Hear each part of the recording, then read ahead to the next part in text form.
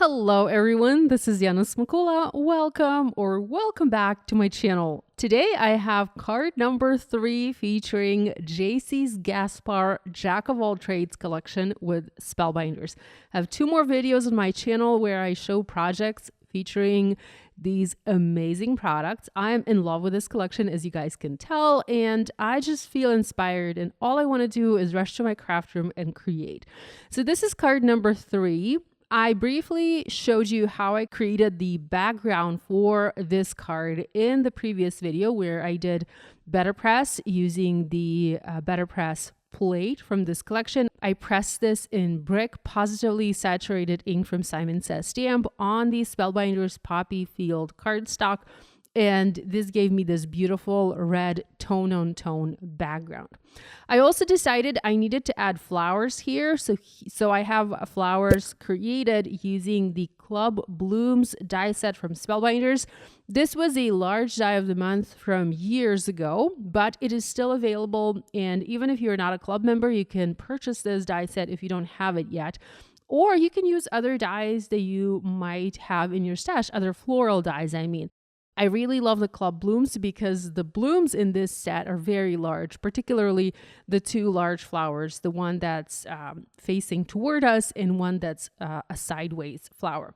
I'm using double-sided tape, and I'm going to adhere my background panel onto an A2 side folding card base created from the same Poppy Field cardstock. I always love to match the color of the card base to the color of the front background panel. I feel this just makes a nicer and cleaner card. I'm going to trim my panel a little bit because the background was slightly smaller than the card base, and I'm just using my Spellbinders trimmer for this. I love this guillotine trimmer in particular because it lets me cut through multiple layers of cardstock. I'm not going to say easily, but it does let me cut through multiple layers of cardstock. So it can cut 2 layers of cardstock fine. If I have 3 layers of cardstock, I struggle a little bit, but I still can cut that to have a nice clean cut edge to my card base. So the card base is now ready. I also will add a white panel to the inside here so that it looks just a little bit nicer and cleaner in the end. I also have a shape that I die cut using the Kaleidoscope Noble Suit die set. I have featured this die set in 2 of my previous videos. This is one of the shapes that I created while I was testing the different colors of cardstock. And here I have the mirror gold cardstock for the top layer. I also have a light gray and then a darker gray for the background. All of these are Spellbinders cardstock colors. And I believe I use the Spellbinders Graphite, that's the darker gray, and then Spellbinders Fog, that's the lighter gray. Next, I'm going to add the flowers. I wanted to do a monochromatic card design, so I have a red background, which is not something I typically do, but on occasion I do enjoy using this bold color, and I have red flowers.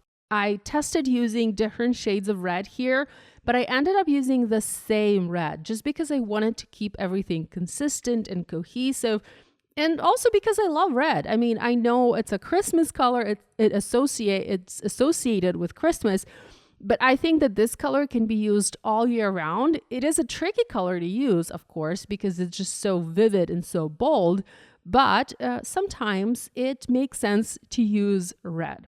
So I have my bold blooms. I also have a sentiment here. I went with Lucky You and I created a banner. The banner is included with the sentiment set, and I showed you how to make the banner in my previous video. Here I just shortened the front section where it says Lucky You. I just made it a little bit shorter to accommodate the length of my sentiment, and I added the tails, the ends of my banner, and that's how I made it. Super easy, nothing fancy.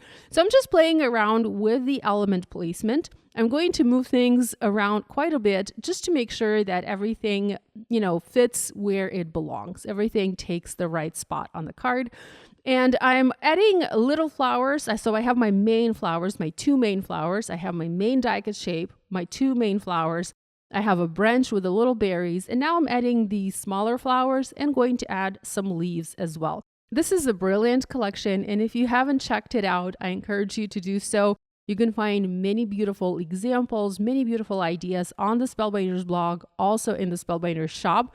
There is one more die set that I am yet to use. It is so beautiful. It's so unique, where you can die cut the king and the queen and other characters from the playing cards. I look forward to playing with that die set as well. I haven't had time to die cut all the pieces, but I really want to, because again, the examples that I've seen, the card ideas created by Jaycee and other creators, they're just phenomenal, and I cannot wait to give that die set a try. So here I'm almost done figuring out the placement of the elements here, and I'm quite happy with how this card turned out. Even though this has a lot of red, even though this is very bold and vivid, it's not a card for everybody, I still love it. I ended up adding a couple of white pearls to finish this and make it a little bit more feminine. It's not really a masculine card. I feel like it's a very feminine card because we have the flowers and of course the pearls, but it was a fun project to make. So here is a look at the finished card. I hope you enjoyed this video. This is a quick one, but I wanted to share this inspiration with you. Thanks so much for joining me today. Love you guys, and I'll see you again next time.